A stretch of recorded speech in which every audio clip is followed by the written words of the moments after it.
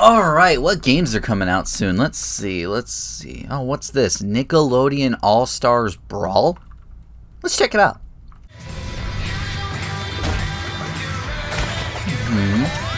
So it's basically a Smash Brothers clone. It looks pretty fun though.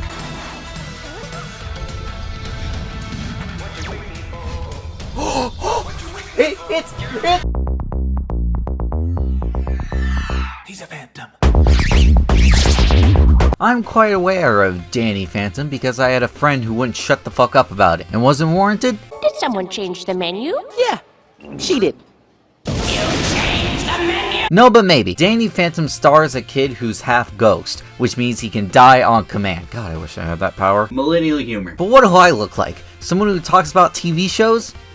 Not yet. No. This guy's got video games. And with the occasion of Nickelodeon All-Stars Brawl with Danny Phantom being highlighted, and I don't think nobody else will talk about him, I'll take the responsibility, nay, the pleasure, of talking about Danny Phantom on the GBA. We have two games to talk about, Urban Jungle and Ultimate Enemy. And yes, Ultimate Enemy did come out first, but I'll be starting with Urban Jungle just to get us started since that feels like the more minor title.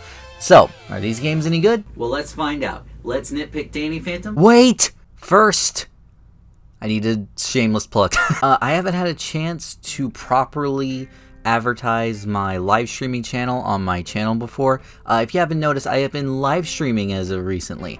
And I upload those live streams to a second channel. That way you can watch them if you miss them. So make sure to go subscribe to that channel, and also make sure to go watch the live streams whenever I'm live streaming. I live stream either Sunday.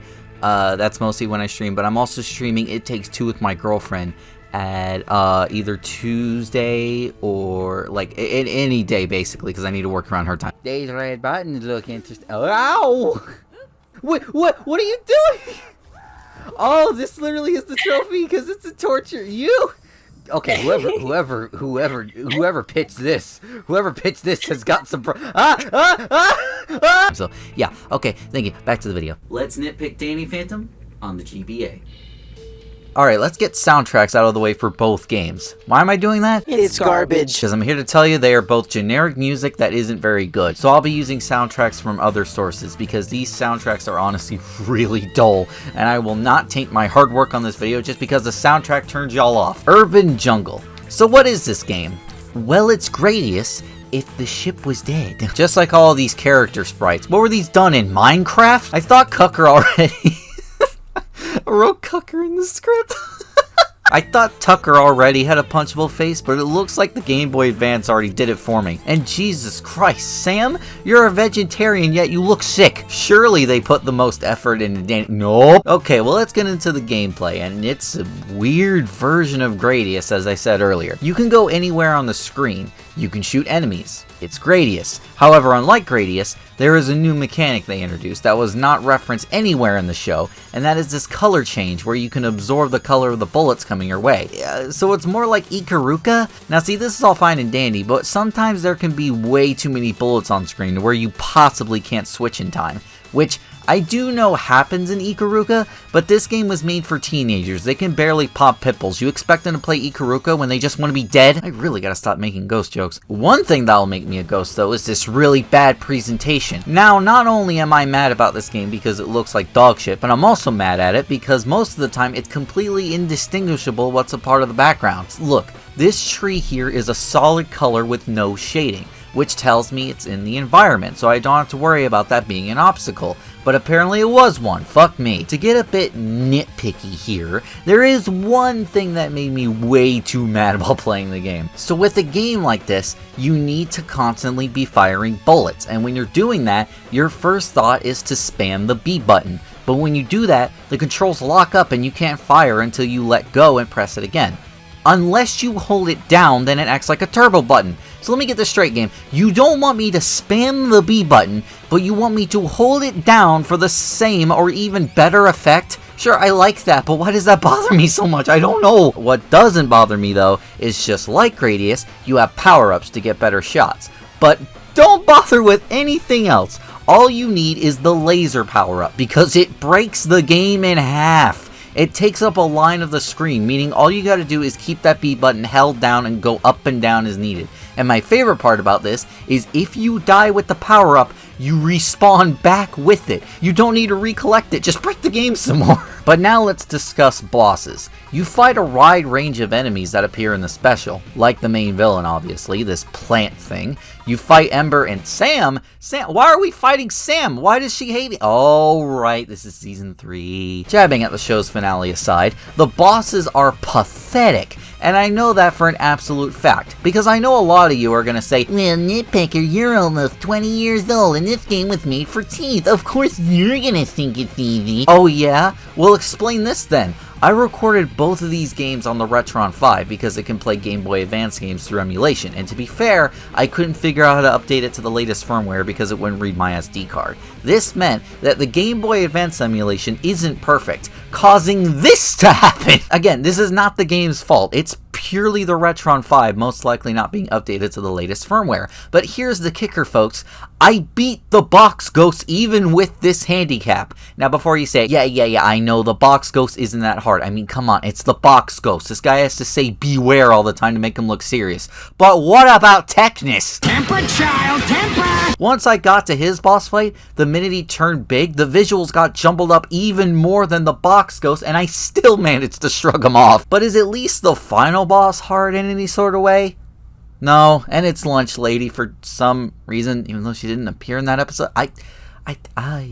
Speaking of not appearing in that episode, Urban Jungle was the episode where Danny discovered his ghostly ice powers, and in that episode there was this whole thing where he was shivering the whole episode that he found frostbite, and then he trained him to learn how to control it, and it took a few days, giving time for Undergrowth to take over the city, and he just has it in the Game Boy Advance game. Yeah, Frostbite just goes, you have it now, and Danny's like, cool! Alright, well I've had enough with Urban Jungle. So let's move on to Ultimate Enemy. Now I actually have more hope with this one. This one is based on the Ultimate Enemy special, which is great and generally known to be the best episode of the show. Yeah, sure, it came up before Urban Jungle, but really, who cares about that episode? Oh, Danny got ice breath. Big deal. So obviously, this one should be better, right? Actually, no. It could have had a worse presentation than Urban Jungle, making it look like a Leapster game, while also being a shameless ripoff of Streets of Rage, except the stages last anywhere from 20 seconds to 2 minutes, and could also have moves that are not clearly told to the player, so you have to figure it out with trial and error, with bosses even more pathetic, which is inexcusable, because this is a beat-em-up. Also, totally skip out on more content that's important to the episode, but it's just kind of glossed over and it's not even mentioned. Are you done? Yeah. Well, let's nitpick Ultimate Enemy. Whatever's left. Alright, so let's boot this one up.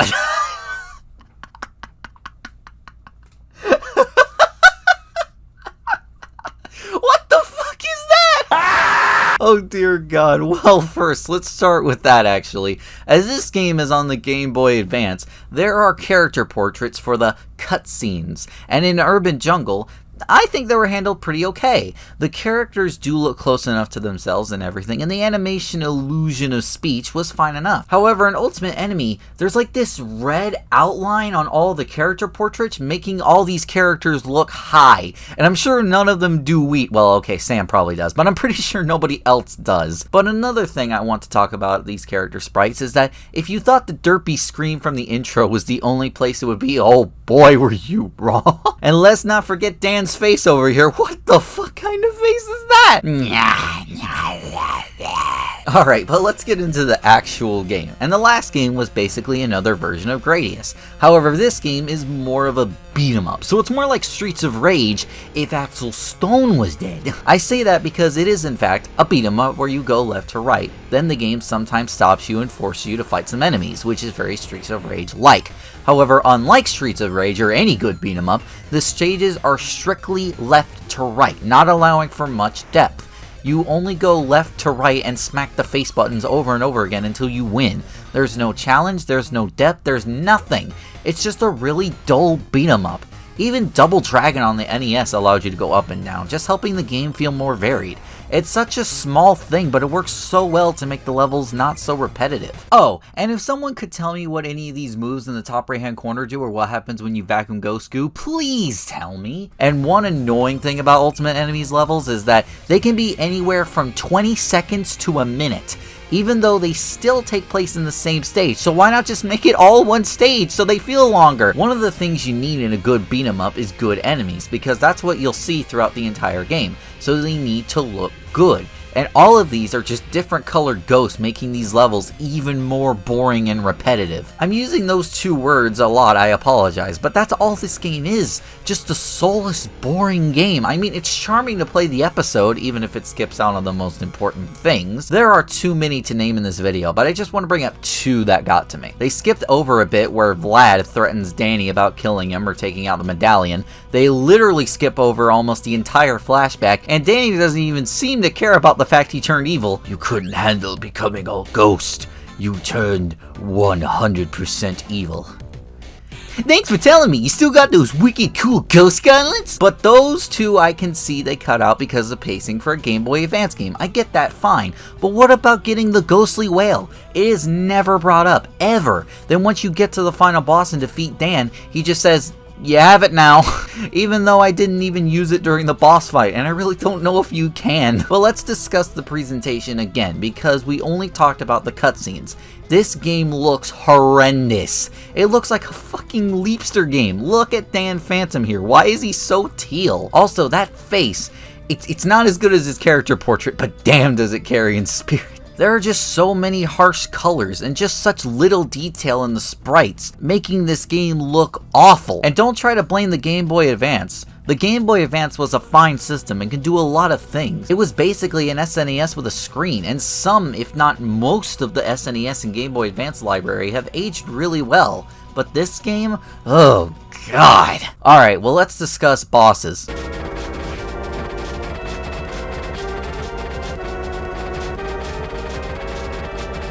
That was the final boss. I thought Urban Jungle was pathetic with its boss battles, but those at least didn't take 5 seconds to complete. And in the special, they cut out a lot of places where they could have had boss fights. Like, we saw future Box Ghost in the special, and Box Ghost?